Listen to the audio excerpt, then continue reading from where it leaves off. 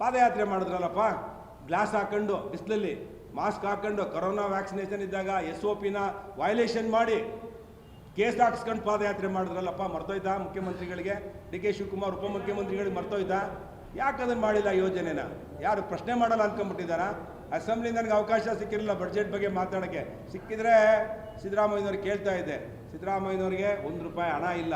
ಅದಕ್ಕೆ ಇವತ್ತು ಕೇಂದ್ರ ಸರ್ಕಾರವನ್ನು 2014ರಿಂದ 2018ರವರೆಗೆ ಸಿದ್ದರಾಮಯ್ಯನವರೇ ಮುಖ್ಯಮಂತ್ರಿ ಆಗಿದ್ದರು, ನರೇಂದ್ರ ಮೋದಿಯವರೇ ದೇಶದ ಪ್ರಧಾನಮಂತ್ರಿ ಆಗಿದ್ದರು. ಅವರ ಬಡ್ಜೆಟಲ್ಲಿ ಒಂದು ದಿನನೂ ಕೂಡ ಚಕಾರ ಎತ್ತಿಲ್ಲ ಕೇಂದ್ರ ಸರ್ಕಾರದ ಬಗ್ಗೆ. ಇವತ್ತು ರಾಜ್ಯಪಾಲರು ಭಾಷಣದಲ್ಲಿ ತೆಗೆದ್ರೆ 40 ಸಲ ಕೇಂದ್ರ ಸರ್ಕಾರನ ಬಯಸ್ತಾರೆ. ಇವರು ಯಾವುದು ಬಡ್ಜೆಟ್ ಮಂಡನೆ ಮಾಡ್ತಾರೆ, ರಾಜ್ಯದ ಹಣಕಾಸು ಆಯವ್ಯಯವನ್ನು ಮಂಡಿಸ್ತಾರೆ, ಅದರಲ್ಲಿ 40 ಸಲ ಟೀಕೆ ಮಾಡ್ತಾರೆ.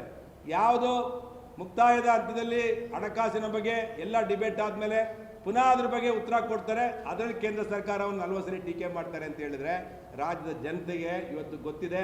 ಸಿದ್ದರಾಮಯ್ಯನವ್ರ ಸರ್ಕಾರ ಬಂದ ಮೇಲೆ ಈ ರಾಜ್ಯ ದಿವಾಳಿಯಾಗಿದೆ. ಕುಡಿಯೋ ನೀರಿಗೆ ₹1 ಹಣ ಇಲ್ಲ.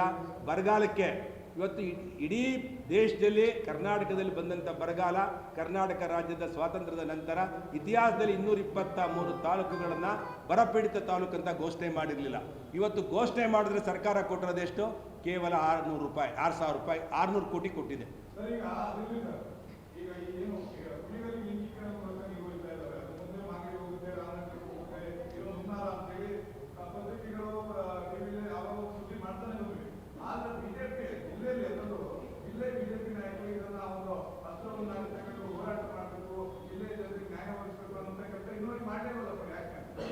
ನಾವು ಮುಂಚೆನೇ KDP ಮೀಟಿಂಗಲ್ಲಿ ಎಲ್ಲರೂ ಕಾಂಗ್ರೆಸ್ ಅವರು ಇದ್ದಂಥ ಸಂದರ್ಭದಲ್ಲಿ ಸ್ಪಷ್ಟವಾಗಿ ಹೇಳಿದ್ವಿ, ತುಮಕೂರಲ್ಲಿ ಕುಣಿಗಲ್ ಕೊಡೋದಕ್ಕೆ ನಮ್ದೇನು ತಕರಾರಿಲ್ಲ, ಮಾಗಡಿ ಕೊಡೋದ್ರಲ್ಲೂ ತಕರಾರಿಲ್ಲ. ಹೆಚ್ಚುವರಿ ನೀರಿದ್ದರೆ ನೀರೇ ಇಲ್ವಲ್ಲ. ತುಮಕೂರು ಜಿಲ್ಲೆ ಅಲೋಕೇಶನ್ ನೀರನ್ನ ತೊಗೊಂಡೋಗಿ ನೀವು ಚುನಾವಣೆಗೋಸ್ಕರ ನೀರೇ ಬರಲ್ರಿ. ಪೈಪ್ಲೈನಲ್ಲಿ ಇವತ್ತು ನಾವು ಹೆಬ್ಬೂರುಗಳು ಏತ ನೀರಾವರಿ ಮಾಡಿದ್ದೇವೆ.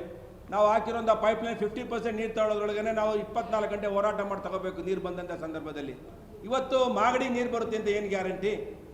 ಸುಮ್ಮನೆ ಇದು ಪೈಪ್ ಹಾಕಿ ದುಡ್ಡು ಹೊಡೆಯೋದು, ಒಂದು ಕಡೆ ಕಮಿಷನ್ ಹೊಡೆಯೋದು, ಇನ್ನೊಂದು ಕಡೆ ಚುನಾವಣೆ ಮಾಡ್ಕೊಳ್ಳೋದಕ್ಕೆ ಬಿಟ್ಟರೆ ಈ ಯೋಜನೆಯಿಂದ ಮಾಗಡಿಯವರಿಗೆ ಆಗಲಿ ಕುಣಿಗಲ್ನವರಿಗೆ ಆಗಲಿ ₹1 ಪ್ರಯೋಜನ ಆಗಲ್ಲ. ನಾನು ಭಾಳ ಮುಂದಿನ ದಿನಗಳಲ್ಲಿ ಸರ್ಕಾರ ಇದೆ ನೋಡೋಣ. ಪಾರ್ಲಿಮೆಂಟ್ ಚುನಾವಣೆ ಆದಮೇಲೆ ಸರ್ಕಾರ ಮುಂದುವರೆದಾಗ ನೋಡೋಣ ಹೋರಾಟ. ಈಗ ಚುನಾವಣೆ ಇದೆ, ಚುನಾವಣೆ ಆದಮೇಲೆ ನಾವು ಅದಕ್ಕೆ ಉತ್ತರ ಕೊಡ್ತೇವೆ.